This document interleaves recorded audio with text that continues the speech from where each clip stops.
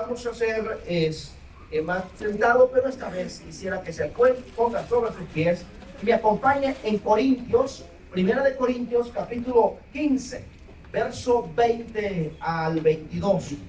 Y el que lo tenga puede contestar con un amén. Dice la palabra: mas ahora Cristo ha resucitado de los muertos, primicia de los que durmieron es hecho.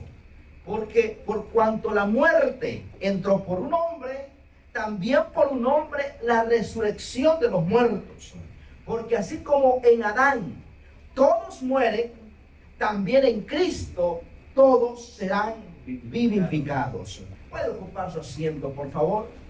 La palabra dice que por cuanto por un hombre entró la muerte, también por un hombre. El primer Adán, dice también la palabra, que nos vendió al pecado, fue la puerta que abrió para que el pecado entrase, pero también dice la palabra que el segundo Adán, el postrer Adán, nos ha traído vida y vida en abundancia. Cuando habla la palabra, amados, del primer Adán, nos remontamos al libro de Génesis. En Génesis dice la palabra que Dios dijo: hagamos al hombre a nuestra imagen y a nuestra semejanza. Esa hechura de ese hombre fue para que ese hombre subyugara lo que venía después. Iba a venir todo lo que eran los animales, los árboles, el bosque, el mar, todo cuanto el Señor estaba haciendo. Necesitaba una cabeza, un líder que dirigiese toda aquella creación. Y cuando Dios hizo al hombre, hace al hombre a su imagen y semejanza, y se encuentra ese hombre que ya todos tienen pareja, pero no hay una pareja para él. No hay una pareja para ese hombre. Entonces dice la palabra en el libro de Génesis capítulo 2, el verso 15: pues tomó Jehová Dios al hombre y lo puso en el huerto del Edén para que labrara y lo guardase. Y también mandó Dios al hombre diciendo: todo árbol del huerto podrás comer, mas del árbol de la ciencia del bien y del mal no podrás comer. Y alguien dice: ¿por qué Dios hace eso? ¿Por qué Dios pone algo y dice: ¿sabes qué? En tanto que el hombre tiene, ¿y cómo es posible que pone ese árbol ahí? La obediencia, amados, no es obediencia si no tienes en el lugar o la tentación o la oportunidad de desobedecerla. Cualquiera dice: no, es que yo soy fiel, pero sin tentación. Yo me porto bien, pero sin la oportunidad, sin la tentación de portarse mal. Dios le pone ahí: voy a ver, voy a probar tu fidelidad, a ver si en realidad eres fiel. Y dice la palabra que andando el tiempo, en el capítulo 3 de Génesis, ya el hombre está con la mujer. Pero dice la palabra que la mujer dice que vio en el huerto del Edén, en medio, que ahí estaba ese árbol. Y comenzó la serpiente a decirle: no, le dice, ¿cómo es que Dios te dijo? No, Dios sabe que si tú comes, le dice la serpiente a la mujer, tú serás como Dios. Tú serás como Dios. La serpiente le dijo una media verdad. Una verdad o sea, una mentira que sonaba a verdad. Y esa mentira la comió la mujer. Y dice la palabra, si usted puede ir conmigo a Génesis, capítulo 3, verso 3 al 7. Pero del fruto del árbol que está en medio del huerto, dijo Dios: no comerá de él, ni le tocaréis, para que no muráis.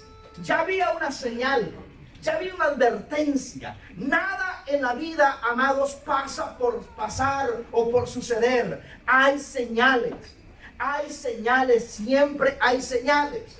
Desde que salimos de este auditorio, usted afuera va a encontrar señales. Señal de la luz, del stop, de la velocidad, etcétera. Encuentra señales. Dios les da una señal a ellos: no coman de esto. Entonces la serpiente dijo a la mujer: no moriréis, sino que sabe Dios que el día que comáis serán abiertos vuestros ojos y seréis como Dios, sabiendo el bien y el mal. Y no le dijo a la serpiente, pero también vas a salir del Edén. No le dijo. Solo le dijo, vas a ser como Dios, vas a conocer el bien y el mal. Y dice la palabra, y vio la mujer que el árbol era bueno para comer. Aquí hay un punto importante, amados. Hay un bueno que es malo. Dice la palabra que vio que era bueno. Pero ese bueno era malo, porque ese malo, ese bueno lo estaba alejando de la presencia de Dios. Hay un bueno, amados, que en un momento eso es malo. Tenemos que aprender a diferenciar que si aunque sea bueno, pero me está alejando de la presencia de Dios, eso se convierte en malo. Entonces, dice la palabra, y que lo vio y era agradable a sus ojos, y el árbol codiciable para ella. Entonces dice que lo vieron que era codiciable para alcanzar la sabiduría. Y tomó del fruto y comió. Y dio también a su marido, el cual comió así como ella. Entonces dice la palabra, ese entonces es doloroso. Ese entonces es cruel. Entonces fueron abiertos sus ojos de ambos y conocieron que estaban desnudos. Entonces cosieron hojas de higuera y se hicieron delantales. Hay un principio importante aquí, amados. El hombre a principio se encuentra solo. Está haciendo todo el trabajo solo. Pero cuando le da una responsabilidad fuerte, una responsabilidad de liderar a otro, porque el Señor se la dio como esa ayuda idónea a él, la saca de su costado. El primer alumbramiento que hay en la tierra fue de Adán, de la costilla de Adán. Dios saca a la mujer física, esa mujer, esa ayuda idónea, y la pone junto a él. Pero dice la palabra que él, ¿qué pasó con Adán? ¿A dónde estaba Adán cuando esta mujer estaba siendo tentada? ¿A dónde estaba Adán? ¿Qué pasó con Adán? ¿Dónde estaba su liderazgo? Y dice la palabra en el verso 8 del capítulo 3, y oyeron la voz de Jehová que se paseaba por el huerto al aire del día. Y el hombre y su mujer se escondieron de la presencia de Jehová de entre los árboles del huerto. Mas Jehová y llamó al hombre y le dijo, ¿dónde estás tú? Y esa palabra, amados, que todos le hemos escuchado en algún momento, que a veces estamos escondidos en los problemas, alejados de Dios, porque un día decidimos aprovecharnos y tomar lo que miramos que era bueno, pero ese bueno nos alejó del camino. El trabajo es bueno, amados, es excelente y hay que trabajar. Pero cuando el trabajo te está alejando de Dios, ese bueno se está convirtiendo en malo. Cuando la familia es espectacular, hay que amar a la familia. Pero cuando la familia se vuelve tu Dios y no te quieres congregar por estar de fiesta en fiesta, ese bueno está convirtiéndose en malo. Cuando la televisión es espectacular, pero cuando esa televisión te está quitando la bendición de estar con el Señor, de venir y congregarte, ese bueno se convierte en malo. Las herramientas de hoy son espectaculares, pero si esto bueno se está convirtiendo en malo cuando te aleja de Dios, cuando tus prioridades están lejos de la presencia de Dios, ese bueno se convierte en malo. Y ahí Dios le dice, ¿dónde estás? ¿Dónde estás? Y él estaba escondido en medio de los problemas, en medio de aquella decisión dolorosa. Porque lo más fácil, amados, en esta tierra es alejarnos de lo correcto. Lo más fácil es desviarnos. Lo más fácil, amados, es salirnos del carril. Por ejemplo, si usted va manejando, el momento que usted tomó un tiempo, unos segundos para ver a otro lado, usted rápido se da cuenta que se está saliendo del carril. ¿Por qué? Y usted puede estar viendo algo espectacular, un lindo paisaje. Es bueno el paisaje, es espectacular el paisaje, pero necesita seguir viendo al frente. Esta mujer, aquello bueno, lo sacó de la presencia de Dios. Lo saca de la presencia de Dios. Y cuando lo saca de la presencia de Dios, desde ese momento comenzó la desgracia a la humanidad. Comenzó el desorden. Ahí se le dio la entrada. Satanás le robó la autoridad al hombre. Le robó aquella autoridad que Dios le había dado. Esas llaves que Dios le había dado del Edén, se las robó Satanás, se las quitó, y por medio de esa desobediencia vino el pecado, vino la muerte, vino la desgracia, vino la miseria, vino el robo, vino el secuestro, vino la depresión, la angustia por aquella decisión que un día se tomó. Y dice la palabra en el libro de Génesis, en el capítulo 15, le dice el Señor a la mujer, le dice el Señor a la serpiente, pondré enemistad entre ti y la mujer, entre tu simiente y la simiente suya. Esta te herirá en la cabeza y tú le herirás en el carcañal. A la mujer le dijo, multiplicaré en gran manera los dolores en tus preñeces. Con dolor darás a luz, y tu deseo será para tu marido, y él se enseñoreará de ti. Todo comenzó, amados, con escuchar la voz y ver ya que aquel bueno era malo. No lo pudo discernir, no lo pudo ver. Y hoy en día usted dice, pero que esa Eva, ay, que bárbara esa Eva. Pero a todos, esa serpiente antigua nos llega a la mente, y te está hablando a la mente, nos habla a nuestro corazón, y todos hoy luchamos con ese pensamiento diciendo, hombre, el día está espectacular para un asadito de afuera, quizás mejor me quede, y ese asado es espectacular, es buenísimo, pero te está alejando de la presencia de Dios, y es la manzana que te ofrece para que tú la tomes. Pero eso, amados, produjo que Dios le dice a la serpiente, ahora tú te vas a arrastrar en el suelo, y va a haber una enemistad entre la serpiente y la mujer. Por eso desde que ellos salen del jardín del Edén, comienza una enemistad.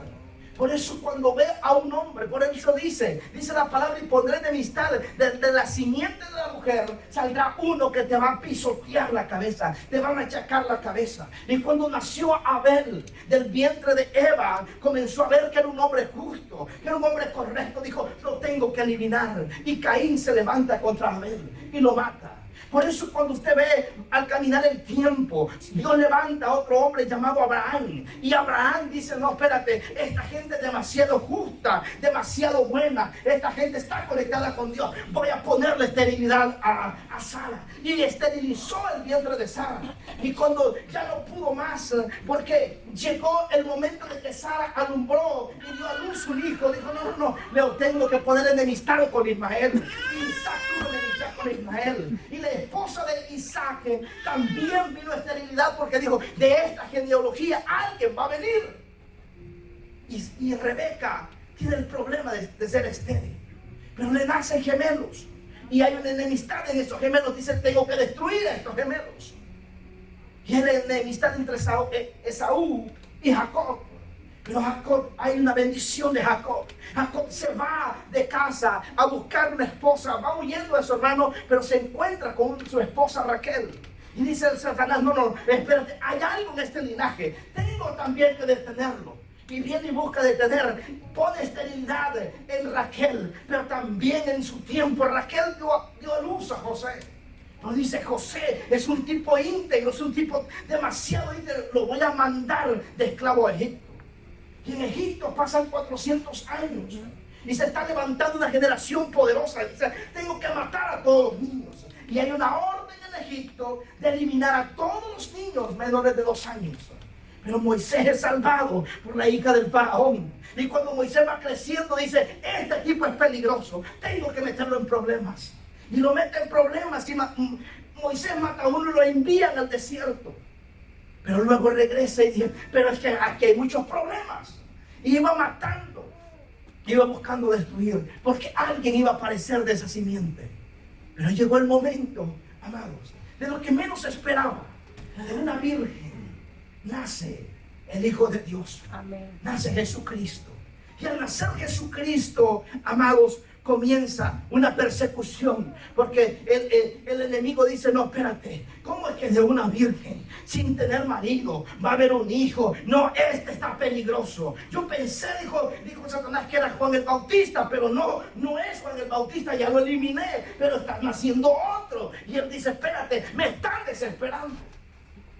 Y dice, no, espérate, tengo que eliminar a todos los niños también. Y pone en el corazón de Herodes matar a todos los niños menores de 2 años, a matarlos, a eliminarlos. Herodes quiere detener a Jesús, no lo puede. ¿Sabe qué? Los reyes magos dicen, no, es que ha nacido un rey y tenemos que adorarle. Y ahí se encuentra, amado, o sea, qué disyuntiva. Jesús y sus padres tienen que irse a Egipto por un tiempo, pero al regreso están en Jerusalén, en Belén de Judea. Ahí crece nuestro Señor Jesucristo. Pero llega el momento de la manifestación, de volverse público. Y hay unas bodas en Caná de Galilea. Las bodas, aleluya, en esas bodas donde comienza su primer milagro. Donde aquel reloj comienza su cuenta regresiva. Desde ese momento, ese reloj no se iba a parar hasta llegar a la cruz del Calvario. Ahí está. Y ahí comienza esta historia. Cuando Jesús comenzó su ministerio. Y dice la palabra que como Jesús, Él no vino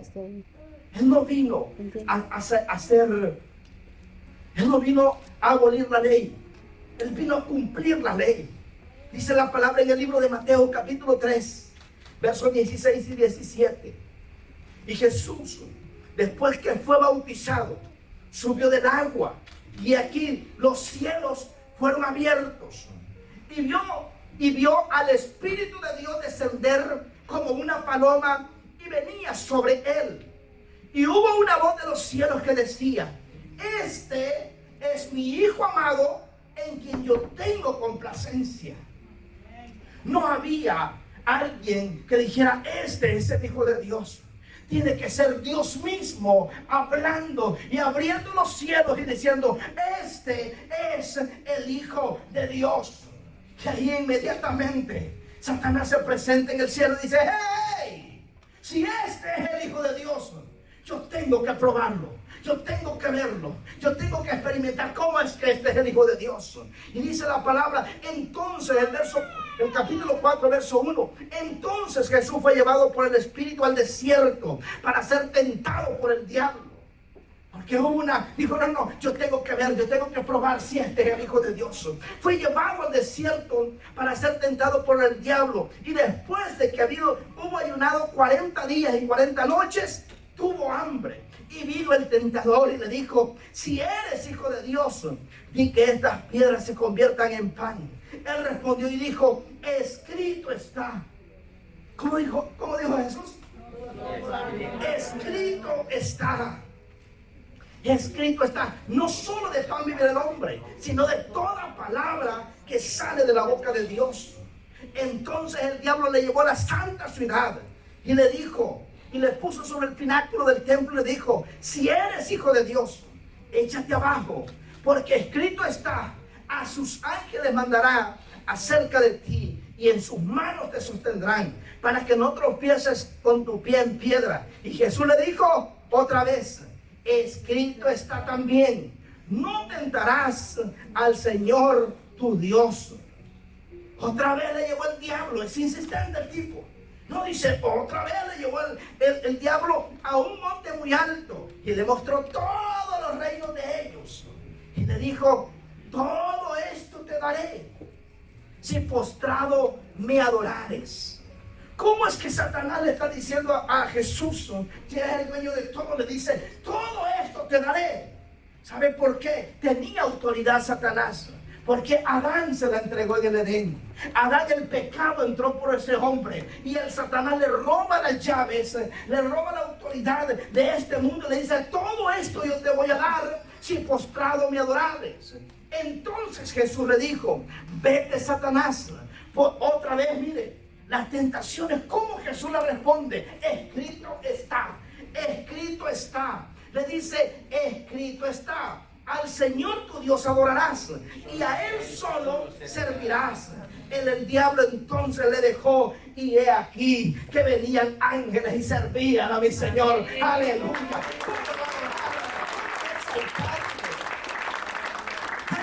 venían y servían al Señor.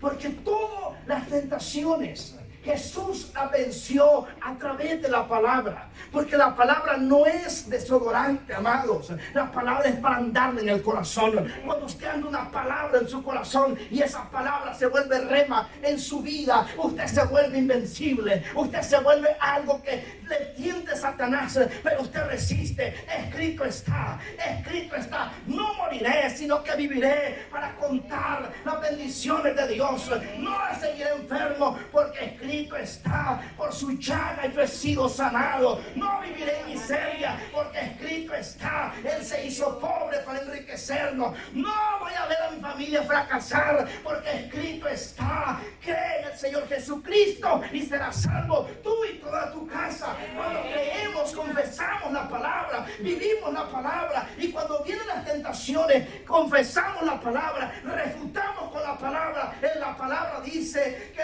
resistid al diablo y él huirá de vosotros. Cuando usted resiste, cuando usted persiste, cuando usted se conecta con Dios, la manifestación de Dios viene sobre su vida.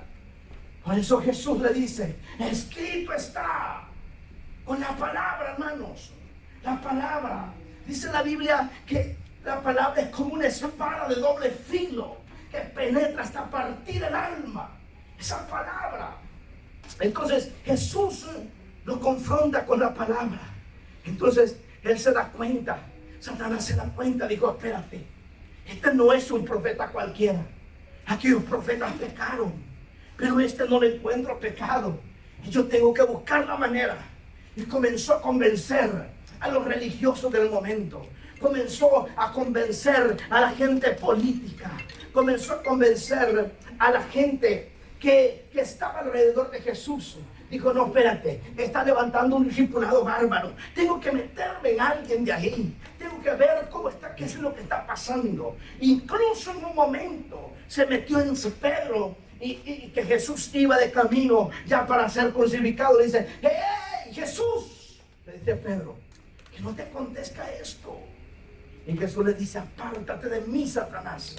Aún a Pedro, que era uno de los apóstoles más sobresalientes. ¿Sabe por qué? Porque Jesús sabía a lo que él había venido. Jesús, amados, sabía que él era el segundo Adán. Él era el postrer Adán que venía a redimir al pueblo, a redimir a los hijos del Señor. Y dice la palabra, veíamos hace un ratito el video, pero dice la palabra, amados, que Jesús fue latigado. Jesús fue lacerado, Jesús fue golpeado, fue herido, fue lastimado por nuestros pecados. Pero aún, amados, que Jesús estaba en una de las edades asombrosas, 33 años, con una fuerza, toda la fuerza que el hombre pueda tener a esa edad.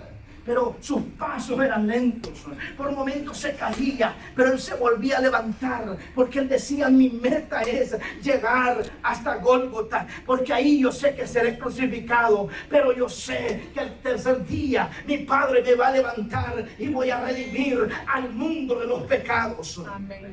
Y dice la palabra que Jesús estaba crucificado, ya había expirado, ya había entregado su espíritu al Padre. Y un soldado fue a ver si era necesario que abran las piernas, como lo habían hecho con los otros dos que estaban al lado. Pero no se encontró, ya estaba muerto. Pero dice Juan en el capítulo 19, verso 20, cuando los soldados hubieron crucificado a Jesús, tomaron sus vestidos e hicieron 4 partes, una para cada soldado, y tomando la túnica, que era sin costura, de un solo tejido hacia abajo, dice el verso 33, mas cuando llegaron a Jesús, cuando le vieron ya muerto, no le quebraron las piernas, pero uno de los soldados le abrió el costado con una lanza, y al instante salió sangre y agua inmediatamente de Jesús. En el Edén,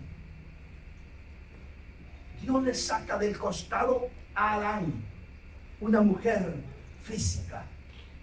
Pero del costado de Jesús sale la segunda Eva. Adán, el primer Adán, no metió el pecado. La segunda Eva también.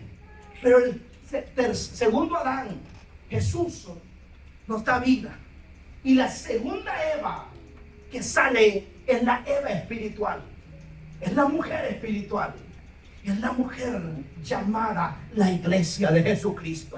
La iglesia que tiene la guerra. Por eso le dice Dios a Satanás: ella te herirá en la cabeza. Ella, de esa simiente va a salir una. Porque aquella, la Eva física, trajo a la luz un hombre que vino y murió. Pero la Eva espiritual es la que va a derrotar el alma de Satanás. Dice la palabra en el libro de Efesios, capítulo 4, verso 8 al 11. Por lo cual dice: subiendo a lo alto, llevó cautiva la cautividad, hablando de Jesús. Y dice la palabra que dio dones a los hombres. Y de eso, de que subió, sino que es que también había descendido primero a las partes más bajas de la tierra. El que descendió es el mismo que también subió por encima de todos los cielos para llenarlo todo. Y él mismo constituyó a unos apóstoles, a otros profetas, a otros evangelistas, a otros pastores y a otros maestros para conformar el cuerpo de Cristo. Porque aquellos 3 días que Jesús murió, resucitó, pasó un viernes, que ese viernes, amado, Jesús muere. El sábado Jesús va a las profundidades. ¿Sabe? Ahí donde Satanás estaba con todos los demonios, haciendo fiesta, bebiendo cerveza, fumando cigarro, marihuana y cuanta droga pueden usar los demonios. Pero ese día, eso me lo imagino yo, hermano. Yo me imagino una gran fiesta en el infierno. Pero de pronto dice: ¿sabe qué? Dice Satanás: hey, escúchenme. Hemos derrotado a aquel que nos estaba expulsando. Ahora sí ya se murió. Ahora la victoria es nuestra. Pero llega un momento, amados, que se escuchan unos pasos. Esos pasos. Y son Jesús entrando a las vivas puertas del infierno a decirle: Satanás, tú cometiste un error. Es cierto, mataste a los otros profetas, eliminaste a todos ellos. Y sí, ahí no hubo problema porque era gente con pecado, pero tú rompiste una transición, tú rompiste algo legal porque me mataste a mí, pero yo no tengo pecado. Por eso la muerte no tiene poder sobre mí y le arrebata las llaves del infierno y las toma. Y por eso usted y yo hoy celebramos a Cristo, porque Cristo ha resucitado de los muertos. Si Él no hubiese resucitado, amado, en vano sería nuestra fe. Y el diablo quiere robar, quiere confundir al pueblo de Dios. Por eso tenemos, amados, hoy más que nunca, leer la palabra de Dios. Leer esa palabra que nos va a confortar. Usted sabe lo que ya han declarado el día de hoy. Usted lo sabe, ¿no? El gobierno. Usted lo sabe, investíguelo. Es una basura del diablo. Esto no va a mejorar. Porque a mí solo lo que me alegra es que dice la palabra que cuando veáis todas estas cosas acontecer, erguido vuestras cabezas, porque la redención está cerca. A mí me alegra ver esto, porque me asegura. Y le doy gracias a Dios porque lo que he creído, lo que he estudiado, lo estoy viendo cumplirse ante mis ojos. Y lo que yo le puedo decir, que así como un día Jesús resucitó de los muertos, va a regresar por su iglesia. Va a regresar. Levante su mano. ¿Cuánto espera la venida del Maestro? Aleluya. Y dice la palabra que entró y tomó cautivos. Tomó las llaves nuevamente, aquellas llaves que había perdido el primer Adán en el Edén. Jesús viene y las recupera, esas llaves. Por eso, cuando Jesús pregunta a sus discípulos y les dice: ¿quién soy yo? ¿Quién ustedes creen que soy yo? Unos le dijeron Elías, otros le dijeron Moisés, otros no sabían qué decirle. Pero Pedro había aprendido a estar con el Señor. Pedro había aprendido a orar. Pedro había aprendido a recibir revelación del Padre. Porque aún Pedro es el único que hace lo que Jesús dijo. Mayores cosas haréis en mi nombre. Pedro, cuando Jesús asciende al cielo, Pedro comenzó a hacer, dice, la sombra de Pedro sanaba a los enfermos. Amén. Pedro toma esa palabra para sí. Y Pedro comenzó a recibir la revelación del Padre. Y cuando Jesús pregunta, ¿quién es Él? Entonces Pedro le dice, tú eres el Hijo del Dios viviente. Y le dice Jesús, bienaventurado eres, porque no te lo reveló carne ni sangre, sino vuestro Padre que está en los cielos. Y ahí se cumple lo que dice Mateo capítulo 16 versos 18 al 19. Pero yo también te digo que tú eres Pedro, y sobre esta roca edificaré mi iglesia, y las puertas del Hades no van a prevalecer sobre ellas. Y a ti te daré las llaves del reino de los cielos, y todo lo que atares en la tierra será desatado en los cielos, y todo lo que desatares en la tierra será desatado en los cielos.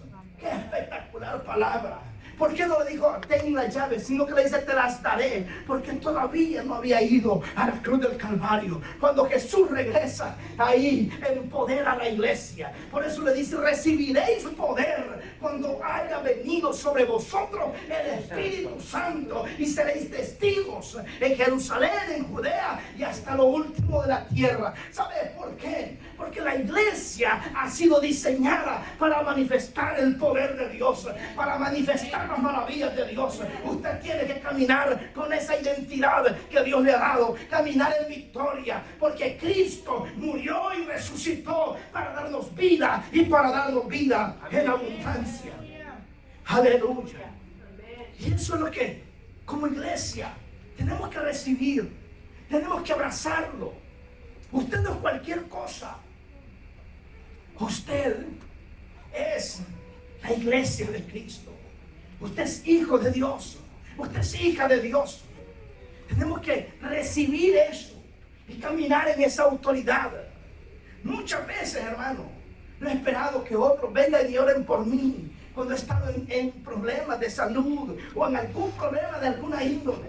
He creído porque digo, tengo la autoridad que Dios me ha dado. Y esa autoridad se va a manifestar el día de hoy. Creo en esa palabra, que no viviré subyugado a pastillas, a un diagnóstico médico, a una carta del abogado. Creo lo que el Señor ha dicho de mí. Porque la palabra dice, en el libro de Colosenses, en el capítulo 2, versos 13 al 15, a vosotros, levante su mano por favor. Repítalo conmigo. Y a vosotros.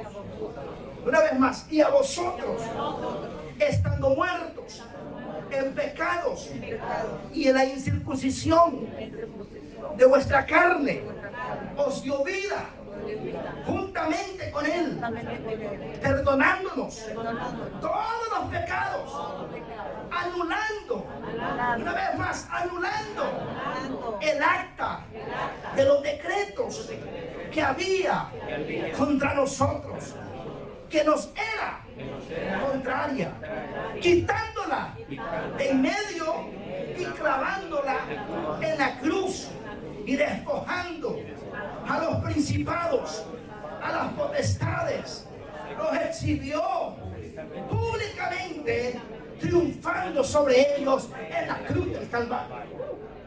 Toda acta contraria, todo señalamiento, toda mentira, toda acusación, una acta de decretos que era contraria, que venía en el linaje sanguíneo, que venía por problemas personales. Toda esa acta fue clavada en la cruz del Calvario. ¿Sabe por qué? Porque Él venció en la cruz del Calvario. Y si Él venció, por eso la Biblia dice que somos más que vencedores por medio de Cristo. Y no es cualquier cosa. Un fuerte aplauso.